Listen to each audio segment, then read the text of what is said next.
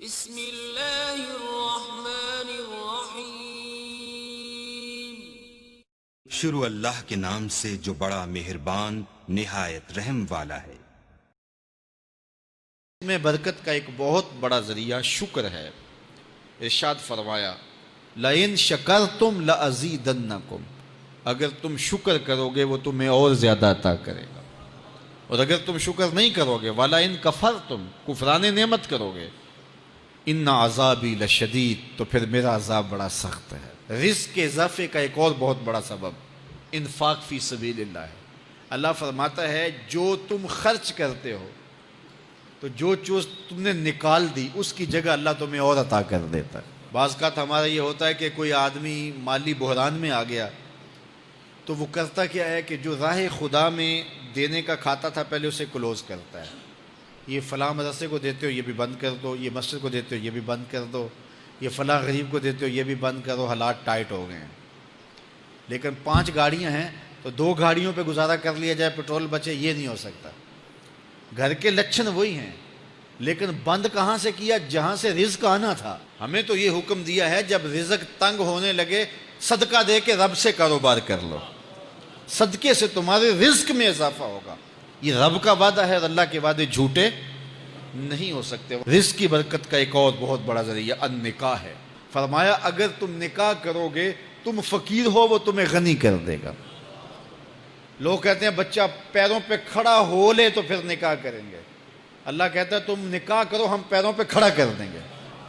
ہمارا فلسفہ اپنا ہے، اس کا حکم اپنا ہے۔ وہ کہتا ہے ابھی تو یہ اپنے لیے نہیں کماتا تو جو آئے گی اس کو کہاں سے کھلائے گا؟ میاں جس نے آنا ہے اس نے اپنا رزق لے کے آنا ہے۔ تو بچوں کی شادیاں کرو، اگر وہ جوان ہو گئے رزق نصیب ہوگا۔ اپنے اہل خانہ کو نماز کے حکم دینے سے رزق بڑھتا ہے، چونکہ جو صبح کا وقت ہوتا ہے یہ رزق کے بٹنے کا وقت ہوتا ہے، اور جس گھر میں صبح کے وقت لوگ سوئے ہوئے ہوتے ہیں وہاں بے برکتیاں ہوتی ہیں۔ تو طلوع فجر سے لے کر کے طلوع آفتاب تک اپنی اولاد کو، بیوی کو، بچوں کو نہ سونے دیں۔ اس وقت رزق بٹنے کے لمحے ہوتے ہیں۔ کثیر دعائیں مانگیں، تلاوت کلام مجید پڑھیں، اور نماز فجر مرد حضرات مسجدوں میں جا کے باجماعت ادا کریں، اور گھروں میں جو ہے وہ بیٹیاں بہنیں مصلے بچھا لیں تو اللہ کی رحمتوں کا نزول ہوگا۔ اب ایک حدیث میں رزق کے اضافے کا ایک اور نسخہ ارشاد کیا گیا۔ میرے حضور نے فرمایا جو شخص یہ چاہتا ہے کہ اس کے رزق میں برکتیں ہوں اور اس کی عمر میں اضافہ ہو تو وہ اپنے رشتہ داروں کے ساتھ سلوک اچھا کرے۔ رشتہ داروں کے ساتھ اگر اچھا سلوک کرو گے تو پھر تمہارے رزق میں برکت ہو۔ غریب ہیں تو ان کی مدد کرو، ان کی بیٹیوں کی شادیاں اپنے ذمے لے لو اگر اللہ نے آپ کو وسعت دی ہے، ان کی پریشانیاں بانٹ لو، ان کا قرضہ ہے تو اتارنے کی کوشش کرو، ان کو مشکلات سے نکالنے کی کوشش کرو۔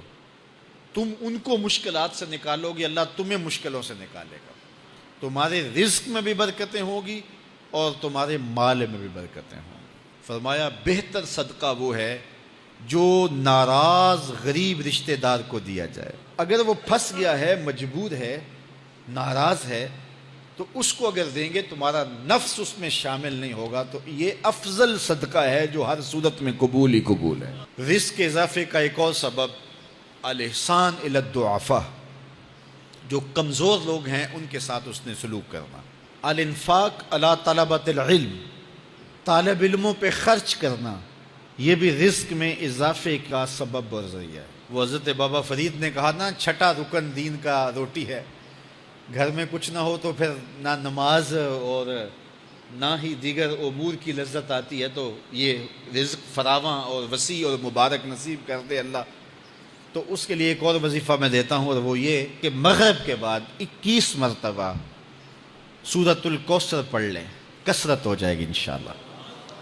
اول خدوشی پڑھ لیں، 5-7 منٹ لگتے ہوں گے، تو سورہ کوثر 21 مرتبہ روزانہ مغرب کی نماز کے بعد پڑھیں، اور اگر بہت زیادہ مسائل ہیں تو ہر نماز کے بعد پڑھ لیں، تو انشاءاللہ آپ دیکھیں گے کہ گھر میں برکتیں اترتی محسوس ہوں گی، انوار کا نزول ہوتے محسوس کریں گے۔ تو یہ وہ رزق کے اسباب ہیں، اگر ہم اختیار کر لیں تو ہم اللہ کی خاص رحمتوں کے حقدار ہوں گے۔ اللہ ہم سب کو رزق حلال رزق وسیع، رزق سہل، رزق مبارک، رزق فراواں نصیب فرمائے۔ علیہ السلام پر درود پڑھنے سے انسان خود سنورتا ہے اور اللہ کی رحمتیں اس پر نازل ہوتی ہیں۔ علماء نے لکھا ہے کہ درود اللہ کی بارگاہ میں ایک دعا ہے جو اللہ کی بارگاہ میں عرض کی جاتی ہے، اے اللہ، نبی رحمت صلی اللہ علیہ وآلہ وسلم پر رحمتوں کا نزول کر۔ تو کوئی یہ دعا مانگے کہ اے اللہ اپنے نبی پر رحمتوں کا نزول کر، تو کیا اللہ تعالیٰ اس کی یہ دعا قبول نہیں کرے گا؟ تو درود ہر صورت میں قبول ہے۔ تو اس کا جو فائدہ ہوا کہ جس نے ایک مرتبہ حضور کے لیے اللہ کی بارگاہ سے رحمتوں کی دعا مانگی، تو اس کے مانگنے سے محبوب علیہ السلام پر کتنی رحمتوں کا نزول ہوا وہ تو اللہ جانتا ہے، یا جس محبوب کریم پہ نزول رحمات ہوتا ہے وہ جانتے ہیں، لیکن جو ہاتھ اٹھا کے دعا مانگے، جو ہاتھ باندھ کے درود پڑھے، ایک مرتبہ درود پڑھنے سے اللہ کی 10 رحمتیں اس پر نازل ہوتی ہیں۔ تو جو مسلسل درود پڑھے جا رہا ہے تو پھر رحمت کی برسات ہوتی ہے اس کے اوپر۔ رسول کریم صلی اللہ علیہ وآلہ وسلم نے ارشاد فرمایا، تم جہاں بھی ہو میرے اوپر درود پڑھو، تم جہاں بھی درود پڑھتے ہو وہ میرے تک پہنچتا ہے۔ صبح پڑھو، شام پڑھو، دوپہر پڑھو، دن کو پڑھو، رات کو پڑھو، نماز سے پہلے پڑھو، نماز کے بعد پڑھو، محفل کے آغاز میں پڑھو، محفل کے دوران پڑھو، محفل کے اختتام پہ پڑھو، مسجد میں پڑھو، گھر میں پڑھو، جہاں بھی میرے اوپر درود پڑھو گے، جیسے بھی میرے اوپر درود پڑھو گے، فرمایا میرے تک پہنچتا ہے۔ ہر شخص یہ چاہتا ہے کہ میں حضور کی قربت پاؤں، حضور کا قرب مجھے ملے، اور اگر کسی کے سینے میں یہ آرزو نہیں ہے تو اس کے سینے میں دھڑکنے والا دل کسی مومن کا دل ہی نہیں ہے۔ یہ میری بھی آرزو ہے، گناہ گار ہونے کے باوجود آرزو ہے، آپ کی بھی آرزو ہے، آرزو تو کی جا سکتی ہے، چونکہ کرم ہوتے دیر نہیں لگتی، وہ جس پہ چاہے کرم فرمائیں۔ تو اگر قربت حاصل کرنی ہے تو پھر اس کا طریقہ کیا ہے؟ رسول کریم صلی اللہ علیہ وآلہ وسلم نے ارشاد فرمایا، قیامت کے دن میرے سب سے نیڑے وہ ہوگا جو سب سے زیادہ میرے اوپر درود پڑھتا ہے۔ تو جتنا درود حضور پہ زیادہ پڑھو گے، قیامت کے دن اس قدر حضور کی قربت نصیب ہوگی، اور حضور کی چادر رحمت کی ٹھنڈی چھاؤں ملے گی، جام کوثر نصیب ہوں گے، اور جہاں حضور ہوں گے وہاں قیامت کے دن کی سختیاں نہیں ہوں گی، وہاں دامن محبوب کی ٹھنڈی ہوائیں ہوں گی۔ تو حضور علیہ السلام پر کثرت سے درود پڑھنا یقیناً یہ دکھوں کو دور کرنے کا علاج ہے، اور یہ دنیا آخرت کی بہتریوں کی ضمانت ہے۔ حضرت ابو ہریرہ رضی اللہ تعالیٰ عنہ سے روایت ہے جو امام ابو داود نے اپنی سند سے روایت کی ہے۔ رسول کریم صلی اللہ علیہ وآلہ وسلم نے ارشاد فرمایا کہ جب کوئی شخص میرے اوپر سلام بھیجتا ہے تو اللہ تعالیٰ میری روح میرے اندر لٹا دیتا ہے، یہاں تک کہ میں اس کے سلام کا جواب دیتا ہوں۔ روح اطہر جسد انور میں لوٹا دی جاتی ہے اور حضور سلام کا جواب دیتے ہیں۔ تو مجھے کائنات میں کوئی ایک لمحہ تو ایسا بتاؤ جس لمحے حضور پہ سلام نہ پڑھا جاتا ہو۔ وہاں روضہ رسول پہ چلے جائیں تو وہاں لمحہ لمحہ سلام کے گجرے ہیں، کائنات کے جس گوشے میں چلے جائیں درود و سلام کے جو ہیں وہ گجرے ہیں۔